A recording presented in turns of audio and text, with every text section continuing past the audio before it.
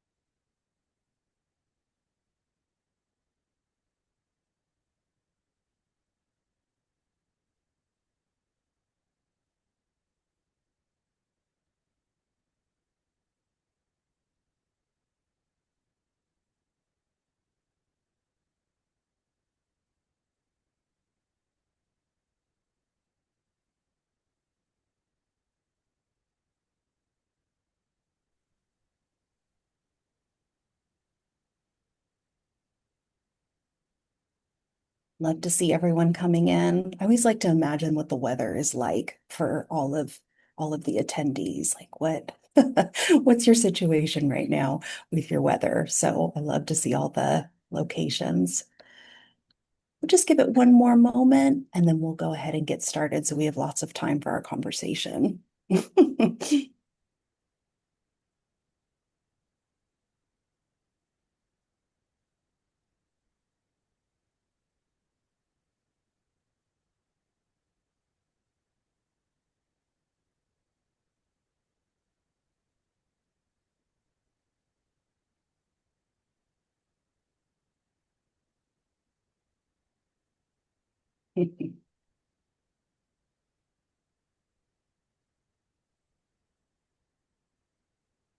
All right, team, are we ready to get started?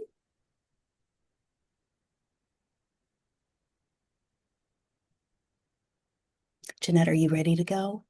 Yeah. Ready. Is it okay for me to share now? Yeah, you know what? Actually, yeah, please go ahead and then have that up while we go through some of the housekeeping. So, thank you everyone so much for joining us for our session today. My name is Britt Foster, and I am moderating this session, and I'm so excited to welcome Dr. Janette Klein. She'll be presenting on the art of letting go, delegation, trust, and empowering your team. Before we get started, just a couple of logistical items, especially as this is our first breakout session for the conference. Just a heads up that this conference is being recorded, or this session is being recorded, and that captions are available in your Zoom menu down at the bottom of the menu options. So you can turn those on there. Please use the question and answer or Q&A feature for any presentation questions. That also allows you to do so anonymously. There'll be a couple of options throughout the session where we'll be asked questions to engage, and then we'll have time at the end for questions as well. If anybody's having any technical difficulties or just has comments and wants to share resources or responses, please use the chat. Alyssa Brissett is also joining us and will be monitoring the chat for any of those questions or issues. And you'll see that Alyssa's also started to add some links into the chat, including for collaborative resource sharing and being able to connect each other with any related readings or podcasts or things that our talk today inspires or reminds you of. And I'll also mention that Joshua Sanchez has joined us and will be supporting us in terms of using and following our conference code of conduct. So with that, let's go ahead and dive in. I am so excited, as I said, to introduce Dr. Janette Klein, where Dr. Klein is the Dean of Library Services at the University of Central Missouri's James C. Kirkpatrick Library, where she provides strategic direction for library operations, advancement initiatives, and donor engagement. And since joining UCM in 2017, she's held several leadership roles, including faculty liaison librarian, acquisitions librarian, and collection Collection Management Coordinator, overseeing technical services and the development of collection strategy. Appointed university librarian in 2020 and later retitled Dean of Library Services in 2025, Dr. Klein has led numerous facility enhancements, grant-funded projects, collaborative initiatives that strengthen student success and align library goals with institutional advancement priorities. Her background includes over a decade of management and auditing experience in the hospitality industry, which brings a distinct perspective to relationship building, stewardship, and organizational leadership. Dr. Klein holds a PhD in information science, a Master of Business Administration, and a Master of Science in Library Science from the University of North Texas. So we're very excited to turn things over to her for our conversation. Thank you. Excellent. Well, welcome everyone.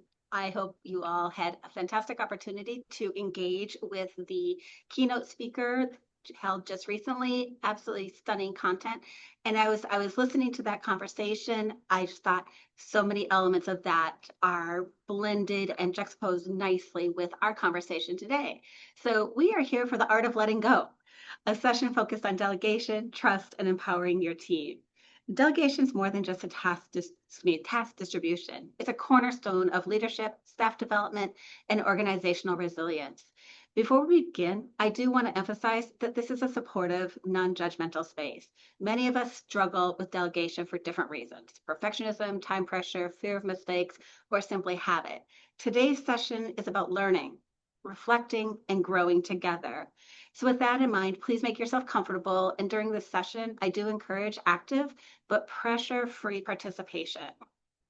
So leadership often begins with competence, being able to solve problems, move projects forward, and step in where needed.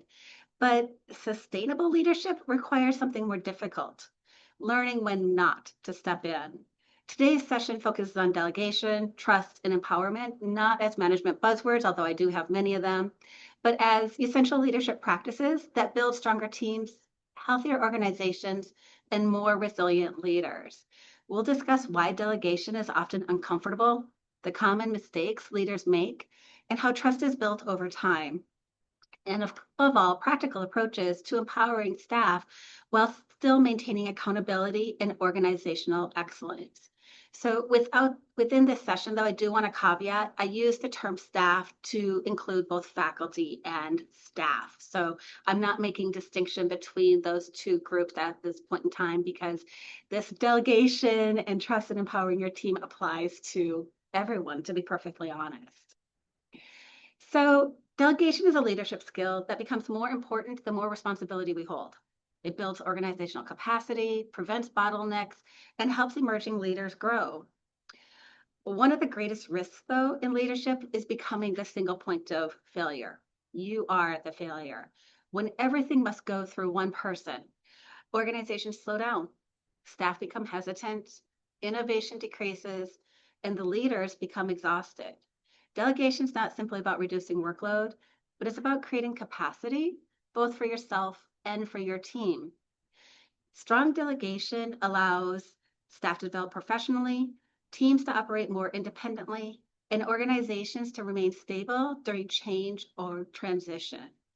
Without delegation, managers often become overwhelmed and teams lose out on opportunities to learn and encourage. So delegation, above all, is not about giving up control, even though oftentimes it feels like it can be. It's about creating the conditions where others can thrive. It also sends a powerful message to our teams. When we delegate, we're telling them, I trust you to contribute meaningfully to this work. That message can dramatically impact morale, engagement, and retention of the team. So why is this such a challenge? Why do leaders struggle to delegate?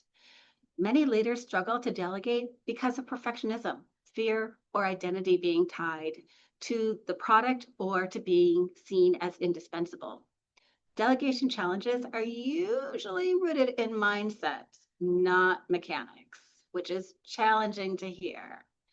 Common barriers to delegation include the following: perfectionism, it's easier if I do it myself; fear of mistakes, what if it goes wrong; lack of clarity at multiple levels; Habit, doing instead of leading, and identity. This is my project, and letting go feels really uncomfortable.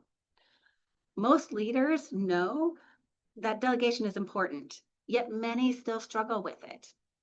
Some of the barriers are practical, but many are emotional or psychological. Again, delegation challenges oftentimes are rooted in mindset, not the mechanics.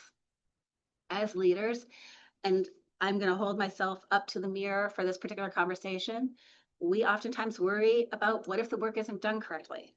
What if mistakes happen? What if deadlines are missed? What if the quality suffers in an environment where libraries, librarians, and support teams are told to prove your value? If the quality slips, what are the ramifications of that?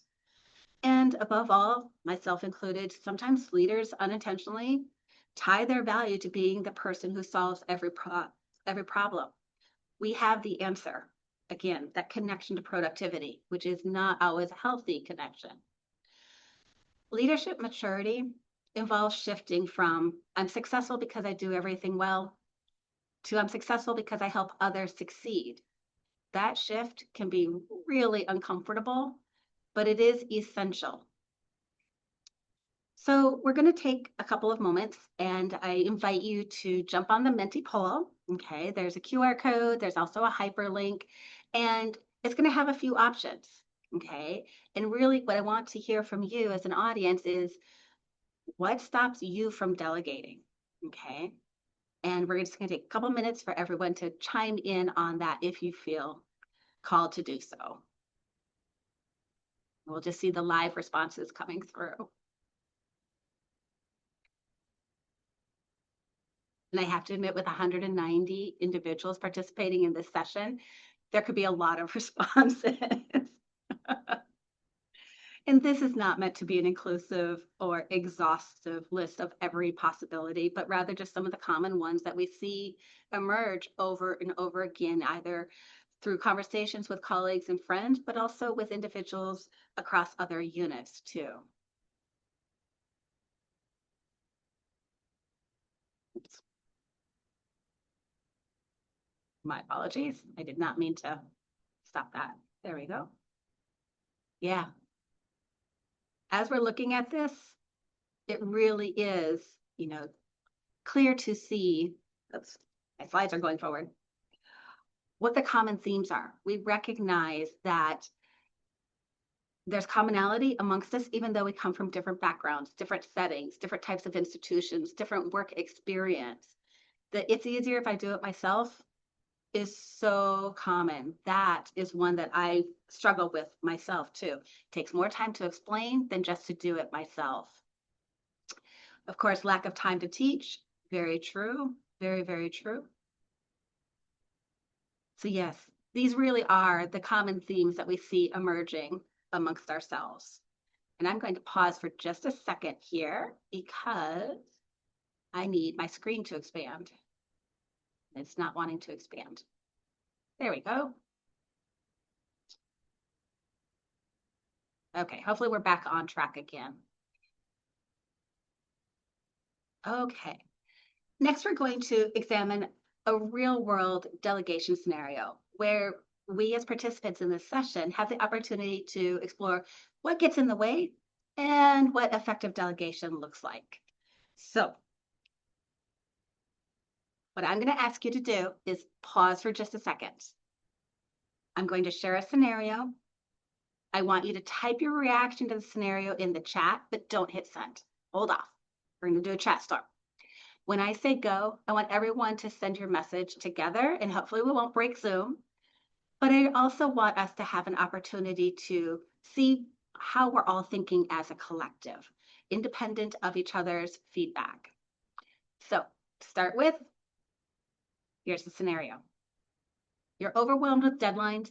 A project arises that could be delegated, but you worry it may not be done the way you expect. You're tempted to do it yourself, even though you're already stretched thin. How many of us have encountered that? Okay. What's your immediate reaction? What does your gut say? And go. Feel free to send your messages through.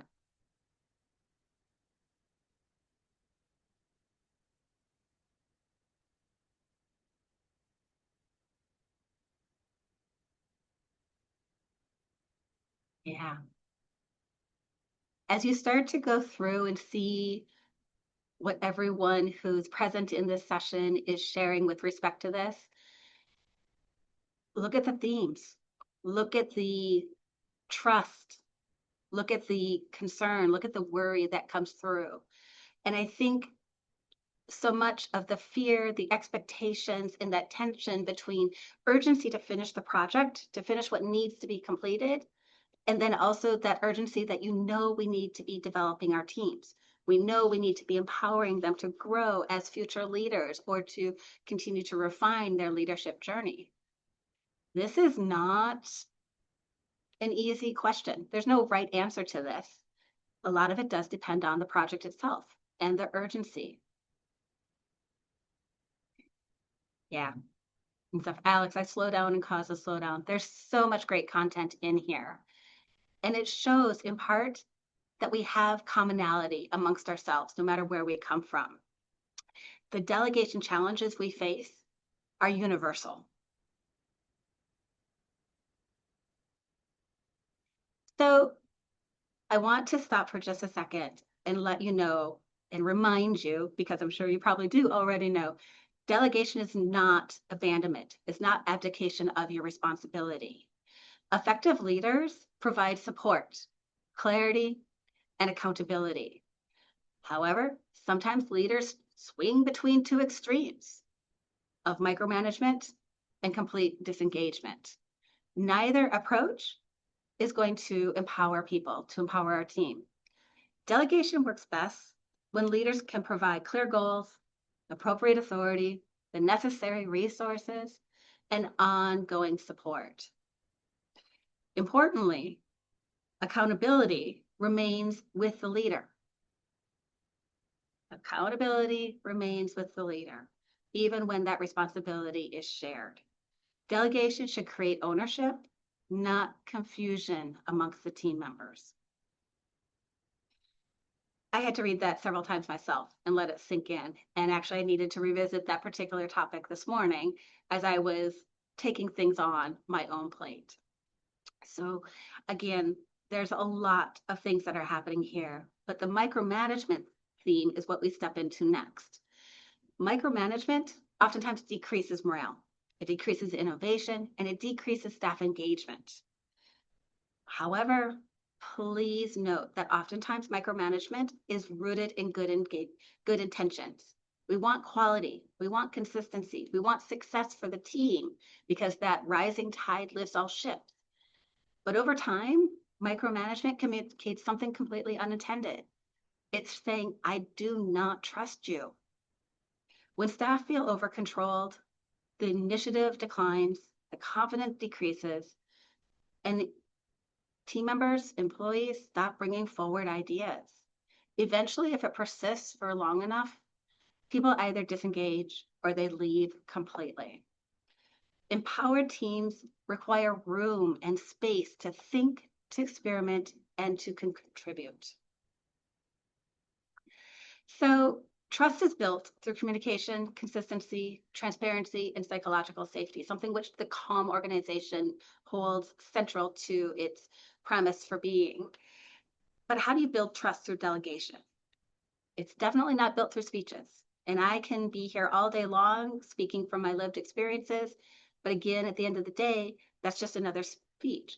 It's built through repeated experiences.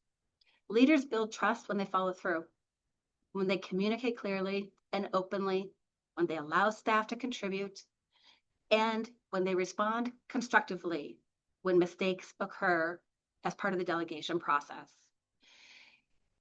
Delegation is one of the clearest ways leaders demonstrate trust. When staff are trusted with meaningful work, they oftentimes will rise to the occasion. But again, that does not mean there will never be mistakes.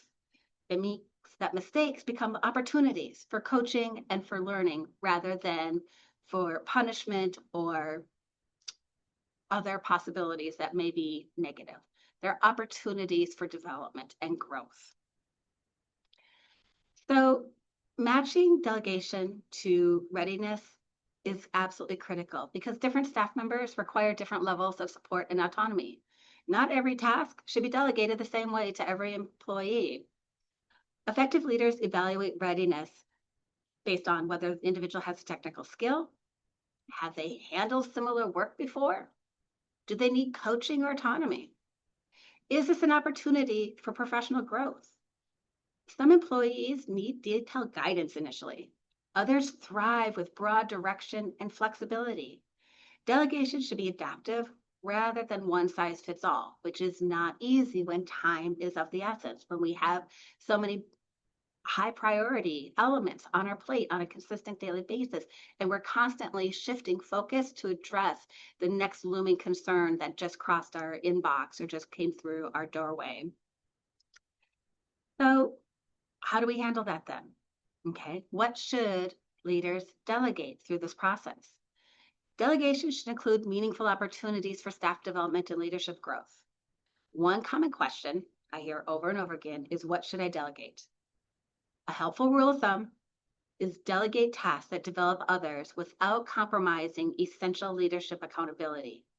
Leaders should especially delegate work that builds visibility, that develops decision-making skills, or creates growth opportunities for the team members.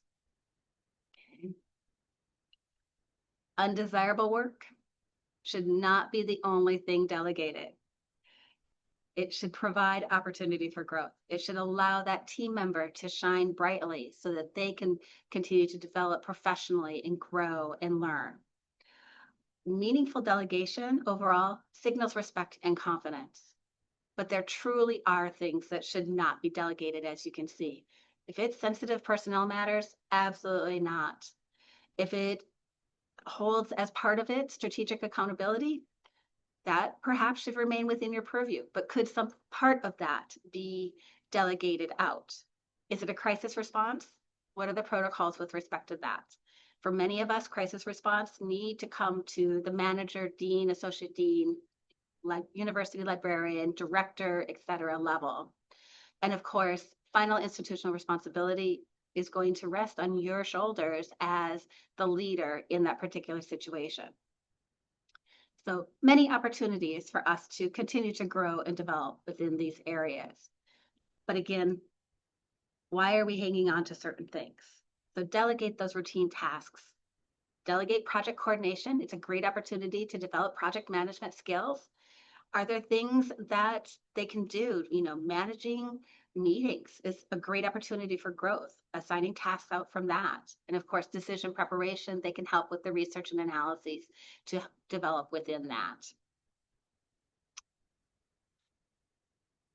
So empowered teams need context, they need information, and they need the authority to make decisions effectively.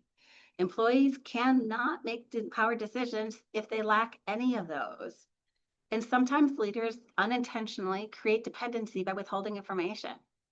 Empowered teams understand why the work matters, how decisions are connected to larger goals, and what success really looks like.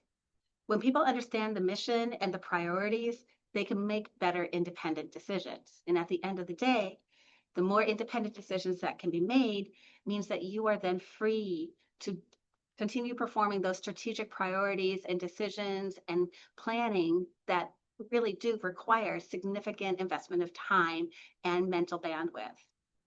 So keep remembering that empowerment of the team requires sharing information with them. However, your team members may not handle things the way that you do, okay? A different opinion, a different approach, a different strategy does not automatically mean it's wrong. Different approaches can still achieve very successful outcomes. This is so challenging. I don't know about y'all, but for me, incredibly challenging. One of the hardest parts of delegation is accepting that someone else may complete a task very differently than you would. So as leaders, we need to distinguish between personal preference for how a task is completed and those areas that are actual performance concerns. If the outcome meets expectations and aligns with organizational standards, a different approach may still be successful. Innovation often emerges when leaders stop requiring replication of their exact methods. And I'm just going to let that sit for just a moment. Innovation often emerges when leaders stop requiring replication of their exact methods. I myself need to step back and think through that initial gut response and that immediate reaction of, but I needed it done this way. Did I truly need it executed in a specific way, or is that just my preference? And there are opportunities for growth, both on the part of the team member and also on the part of the leader. And as we're looking at this, thinking about exact methods, have we empowered our team members to have the autonomy to handle things as they see as the best approach? Or are they actually trying to replicate your management style because they think that that's the only way it will be able to move forward? So a little bit of self-reflection mixed in with that also. Mistakes are going to happen, okay? And how we handle them shapes the next interaction with that particular team member. Constructive responses to those mistakes create learning opportunities and psychological safety for our teams. However, they are inevitable in both leadership and the delegation roles.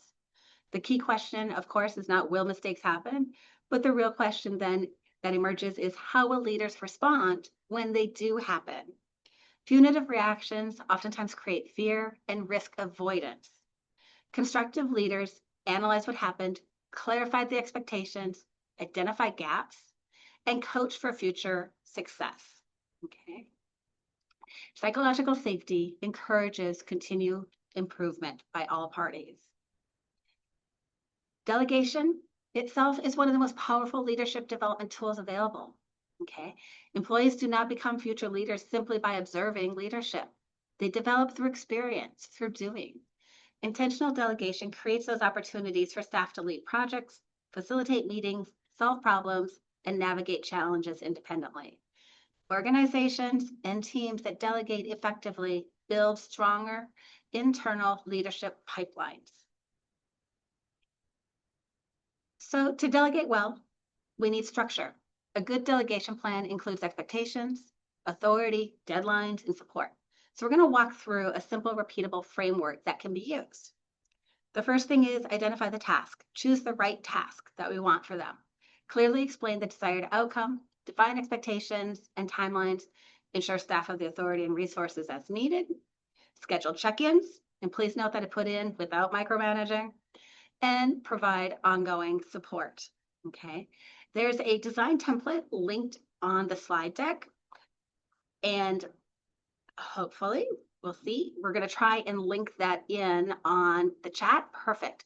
Feel free to click in that. I'm going to ask you to take a peek at this, and really, it's very simple. This is an opportunity for you to put into practice what we're thinking about. And so I'd appreciate it if you are so inclined to kind of think of a task that you could delegate. One thing, okay? And then outline out why delegation is appropriate now. Now, I am going to ask, please download this. Don't type in the document. Please download this and have it as part of the resources that you can continue to use. So we're going to take about 5 minutes, okay, for silent drafting. Just go ahead independently, start thinking, what can you delegate? What do you want to come out of that? Okay, what's the authority level? Okay, what authority do you want to impart to the individual to whom you're delegating this? Do you want them just to be able to inform, okay, and share back feedback to you? Do you want this to be a consultation partnership between the two of you? Or do you want to grant them actual decision-making capabilities within this particular task? So 3 elements. So that way the conversation is bounded in part by the desired outcome and the autonomy that they'll have as part of this task. What tools, what support, what resources do they need to be successful in this? How often do you want to check in with them? Okay. And then for the staff member, what are they bringing to the table? Okay. What strengths do they have? Why is this a good fit for them? Is this part of their professional development goals? Accountability and follow Okay, what is progress going to look like? How does that track within this? And then, of course, make sure that we're scheduling the debrief. So I'm going to set a timer for about 5 minutes and go ahead and start working with this. See how it feels.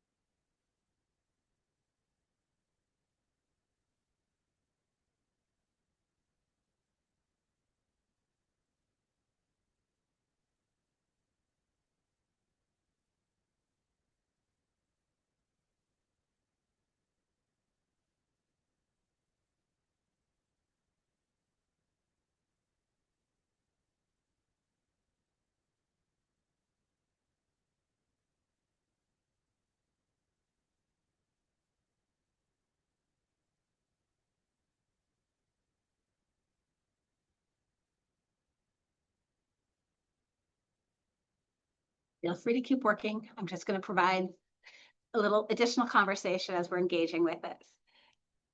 I have to admit that this template was a game changer for me because initially, when I was in my leadership journey, I couldn't delegate anything. I was a terrible delegator and star performer when it came to micromanaging, and definitely of the mindset, it's easier if I just do it myself. Letting go felt like such a loss of control. And as part of my leadership journey, it has taken a lot of work and a lot of self-reflection on what that meant for me, why I was holding on so tightly to various tasks and duties. And it did come back to feeling, you know, my identity is so tied to my productivity. My identity is what keeps me going, is being seen as a star performer, a hard worker, productivity levels through the roof. And really, it took stifling and losing out on leadership opportunity because I was seen as too busy. And so a lack of delegation for a bit actually held me back from progressing to the next leadership role that was available.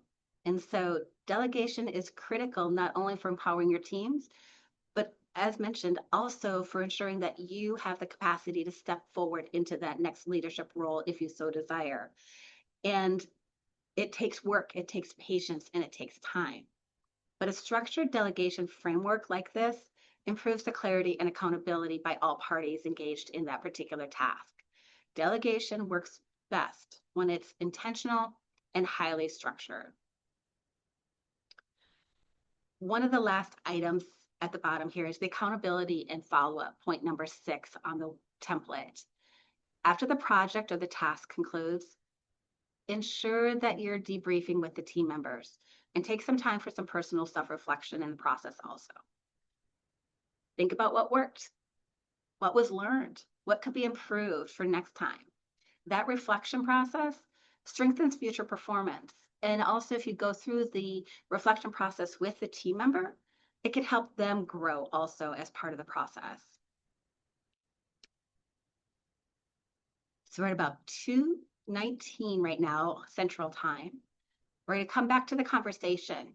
And hopefully everyone had an opportunity to identify at least one task that you can think about delegating. And ideally, you'd think about delegating this within the next 30 days. So now for you as participants, individuals like me who have struggled with delegation for decades now. What's keeping you from delegating that task?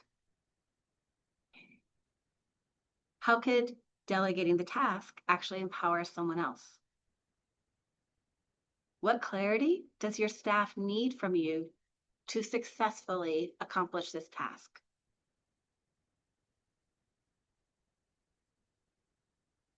And those are merely points of self-reflection as we go through this. So if we come back together, what you have in your hands now is a very simple Google Doc that can actually provide the framework or the beginning of a concrete plan to use in your next delegation opportunity. So leadership reflection helps identify those unnecessary areas of control and missed growth opportunities. Delegation oftentimes begins with self-awareness. Leaders should regularly ask, what am I doing that someone else could learn to do? Am I solving problems my team could solve or should solve? And am I unintentionally limiting staff growth? Sometimes the biggest barrier to empowerment is not the staff capability, it's leadership discomfort. Okay, so what you have linked on your sheet is the delegation reflection worksheet. Again, this is a take-home tool for you to use. And it's just a few simple questions. But use them again as part of your reflection journey to think about, why is it so uncomfortable to delegate? Okay, what is consuming your time? What is keeping you so busy that your calendar is constantly full and you don't have space, time, bandwidth to actually engage in the strategic leadership that needs to occur? Okay, again, a very simple template, very simple questions, but seeing them in black and white and having to respond to them, it requires us to sit with the discomfort. To quote one of my absolutely favorite authors, Brené Brown, it takes courage to be vulnerable. And this requires vulnerability on our part. And as leaders, oftentimes the perception is that you have to have the confidence, you have to have an answer, you have to have a path forward, when perhaps there is no path forward. Sit with the discomfort and reflect on why we're clinging so tightly to those tasks that we could be delegating. Okay. So this is a resource for you to use. Please feel free to do so. Okay. Let's see if I can make this click back through again. There we go. So again, what am I holding on to unnecessarily? Where am I unintentionally creating dependency? Okay. What growth opportunities am I withholding? And what would happen if I trusted my team more? No easy answers with that. Okay. If you trust your team, let's prove it to them. Okay. So I'm going to open it up for Q&A. And this, please do use the Q&A module for this. Feel free to chime in and ask me questions, okay? Delegation, trust, performance, micromanagement, anything that feels challenging. We are kind of in that space where this is a shared journey. And I do not have all the answers, okay? I am not an expert by any stretch of imagination. I'm just someone in a leadership role who's worked very intentionally to address my own challenges with delegation and micromanagement throughout my leadership journey. And my goal is to help others as they move forward with their journey too. It's something where we don't talk about this enough, or we talk about it, but it's still a little bit behind the scenes where we're taking pride in our productivity. And as the keynote speaker mentioned, we need to slow down. We need to really be thoughtful in our engagement. And this is a chance for us to engage with each other in this particular space. So let's take a peek at the Q&A and see what is there for this moment. So feel free to ask questions, and I will certainly chime in with some thoughts, but I would love for the participants also to chime in with their thoughts too in this. So it looks like first question is, in my library, librarians are faculty and have a lot of autonomy. Admin and library leaders can't make anyone do anything. How do you encourage people to volunteer or agree to do what needs delegation? That is really challenging. And sometimes in that particular situation, how do we flip the script from making them do something to showing the value of what needs to be done and the need for collaboration on it? And without a lot of context, of course, every situation is different, but sometimes how we're framing the conversation can impact how it's received, whether it's through tone, timing, and also the space. Are your teams at capacity? Um, yeah, it's a great response to increase buy-in and incentivize participation by leveraging their drivers and values. There's so much great literature out there as to your work language. You know, are you a doer? Are you a planner? Where do you receive energy within this process? How can you speak the language that's needed to bring the right individuals to engagement with the particular task at hand? So that's a great question to be sure. How do you, quote unquote, make individuals do something when they're not required to do it? And again, how do we flip the script to kind of change the narrative with respect to them? Why is there hesitation? Okay. Alyssa, please feel free to do so. Yes. Sorry, Uh, that was a mistake, Janette. Go ahead. oh, okay. Sorry. No problem. The next question I have is I have an employee who practices weaponized incompetence, manipulation tactic where someone deliberately acts incapable or performs a task poorly to avoid responsibility and shift the workload onto others. What techniques do I have for dealing with this? Or if nothing else, how to make sure you're delegating equitably? Okay.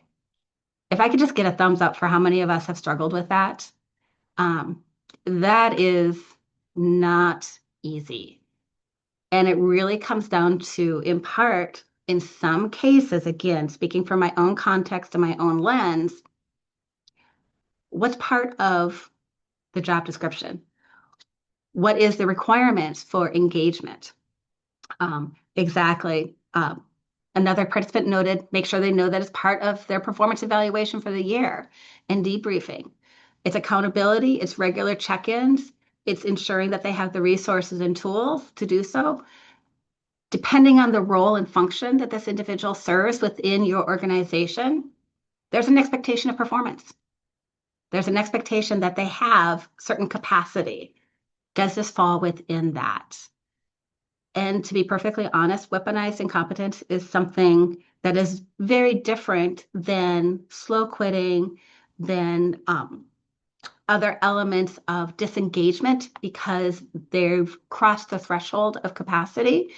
If it truly is weaponized incompetence, you may need to bring in your human resources unit. And is there counseling that can happen? Do you need to go in the direction of a performance improvement plan? I don't know for sure, but sometimes those are necessary steps if all other approaches have not been successful.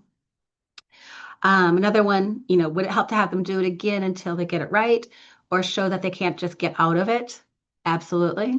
It's accountability. The expectation is that you would complete this by XYZ time with this degree of completeness or quality. How can you bake that into the delegation task so that way the expectations are very clear? Great things. Yeah. So please make sure you're chiming in on the chat and also on the Q&A session. There's great content in there. What are some strategies to course correct when you've delegated a task or project? Yes. Okay. Sometimes you do need to course correct. You discover that that the task delegated exceeded the capacity of the individual, or it's really just not going well. And so how do you redirect and course correct in the midst of a strategy session like that. Very thoughtful, very transparent communication can occur. Having the courage to say, you know what, we've been looking at this, it's really not moving forward at the pace. What does a team member believe is needed? What additional resources are needed to be successful in that? Is it a question of resources? Are they stretched too thin? Are you stretched too thin and the timeline for the task that was delegated has been accelerated and you need to pull back on it? All those can be viable issues at hand, but how you respond to it and how you frame it with the team member to whom the task was delegated will impact their willingness to engage in future opportunities, future delegation opportunities. And sometimes a very frank and transparent conversation can go a long ways towards letting them know that perhaps the need for redirect is not due to any fault of their own, but rather shifting priorities at the administrative level. Couple other things. What if past efforts to delegate have failed despite time spent teaching, mentoring, and with clear parameters? Okay. Another staff member who ended up doing the work said the situation felt like weaponized incompetence. Again, we all have those star performers who, because they are star performers, more seems to be added to their plate. And we have those who perhaps are less willing to volunteer or engage. And ensuring that we're not burning out our team members is absolutely critical. Absolutely critical. We're going to shift for just a second. I want to make sure that we wrap through the rest of the slides. If we have time, we'll come back to these Q&As again, because I know there's a lot of great questions contained in here. And just jump out. Okay.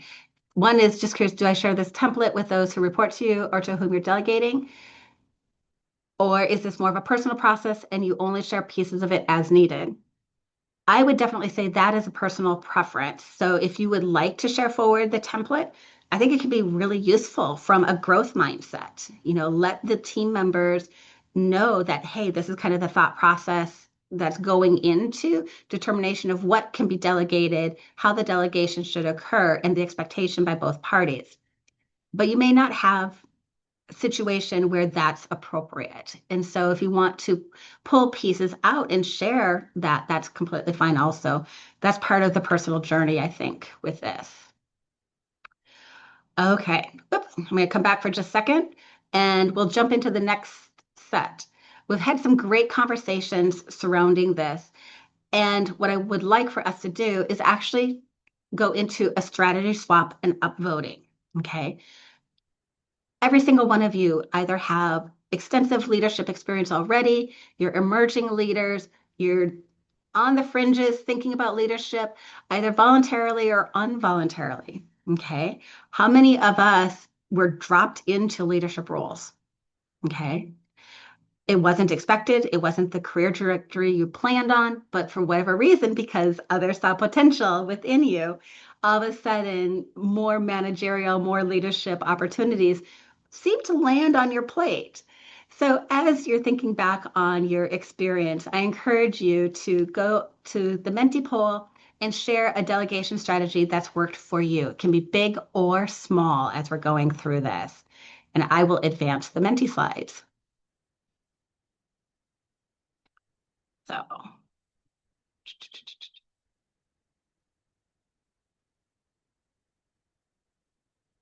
okay. So feel free to share a delegation strategy that has worked for you. And hopefully, oops, start voting. There we go. Hopefully this will work.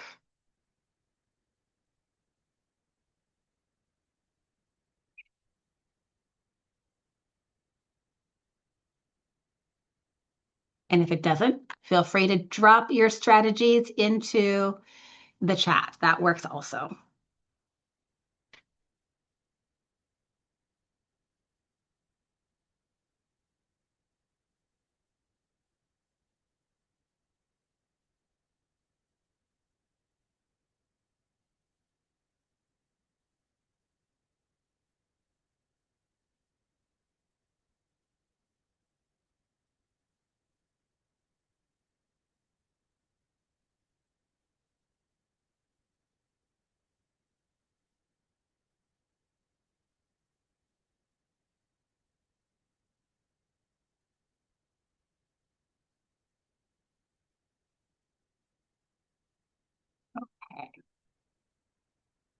Excellent.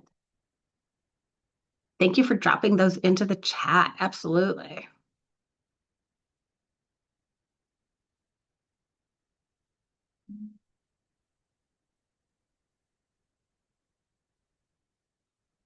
Yeah, okay.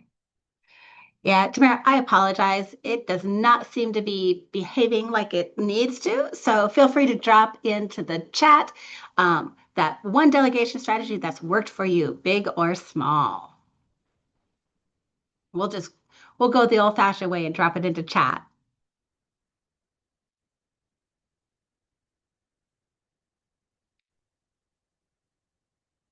Okay. Great content in there. Yep. If anyone asks what they can do to become a leader, take their cue and delegate a task to them and then discuss it. Sharing what the goal for the project is, along with expectations, being available for questions. Yes, those to whom you're delegating, this may be the first experience that they've had of actually holding on to a task and having autonomy over it. That can be really scary, particularly if they are new into the role or new into management and so forth. And it really does impact their personal growth, but also how they perceive themselves and how they interact then with colleagues and peers when they have, um, buy-in to that particular task at hand. Okay. Letting them lead projects that they suggest. Absolutely. Discussing what done looks like. Oh, goodness. Yes. What does done look like? That is something that is really tricky because done may never be done. Regularly asking staff what their goals are, what skills they want to develop. Okay, great things. Great things. Okay, explaining the purpose and giving space to make mistakes. Yes. Great feedback. Thank you all so much. This is really wonderful feedback and things that we can all kind of remind ourselves about, or perhaps there's new tips, tricks, and tools contained within this. Absolutely. So, what you have is the take home, the delegation plan template, the reflection worksheet, and I'm also linking here to the 30-day delegation challenge. Okay. And this is something that you can use to start with. Again, it basically synthesizes everything that we talked about from the other two worksheets into one simple worksheet. There we go. And basically, identify your task. Here are your reflection prompts. Again, quick reference, make sure that you're choosing the right task for the right team member. Okay. As mentioned in the chat, so great to see this come through. Okay. Asking them, where do they want to grow? What tasks do they want to see ownership of? What projects can they really take charge of as part of their growth? And how does this connect then, of course, to their development goals? And then for you yourself, what can you delegate? Okay. You want to delegate 3 tasks, 5 tasks. What will you delegate this year? What skills do you aim to strengthen as part of that particular journey? So these are all the toolkits that you're going to have. It's meant to be a launch point today, not a destination. This is merely a conversation and opportunity to share some tips, tricks, and tools across the board, and also to think about what does it look like to empower and trust our teams in an environment where, again, there's so much scrutiny happening on a consistent basis. As leaders, our job's not to do everything ourselves. It's to build teams that can thrive without us hovering over every task. Okay. Leadership success is measured by the team's strength and growth. Strong leaders are not measured by how much you personally accomplish alone. You're measured by the strength of your team. Excuse me. You're measured by the strength of your team, the resilience of your organization, and the growth cultivated in others. Delegation helps build confidence, independence in future leaders. And delegation is not about losing control. It's not about a loss. Rather, it's about creating something. You're creating shared ownership. Letting go is an act of trust and an intentional investment in people. And empowerment itself is not simply giving away the task. Again, Do not only delegate the unpleasant or undesirable. Rather, empowerment is showing your team member that you trust them to execute. It's helping others recognize their capability and their potential. So just kind of as a reminder, you have links to the delegation plan template, the reflection worksheet, and the 30-day delegation commitment. I really do encourage you to keep using these tools as part of your leadership journey. And it is a journey above all. Please don't forget that it's a journey. So with that, I'm going to open it up to questions. We'll come back to the Q&A again. I know that we have just a few minutes left, but my contact information is here. If you would like any of these resources, if you weren't able to access them for any reason, I'm certainly available to also just chat. If you need a conversation thread from someone outside of your organization, I'm happy to do so at any point in time. We're in this together, and together we can all work on delegating and stepping out of the I can do it all mindset. So, okay. Wonderful. Thank you so much for that.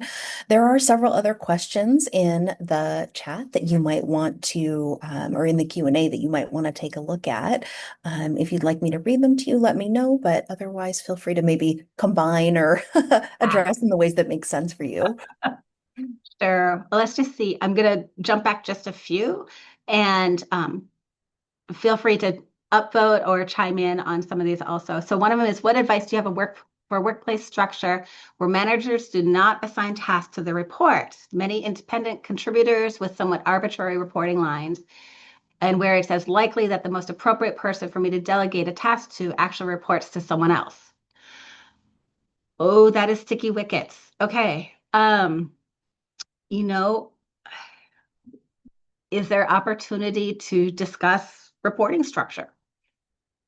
Is there opportunity for conversations to where a restructuring of the team is a possibility? Because definitely, if this is not a direct report to you, you don't want to cross those hierarchical lines.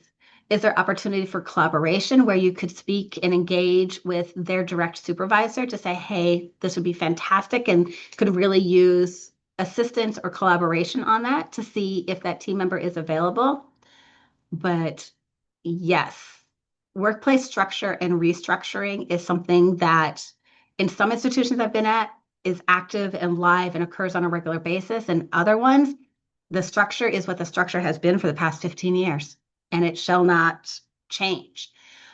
A lot of that is workplace culture and how that is actually being handled.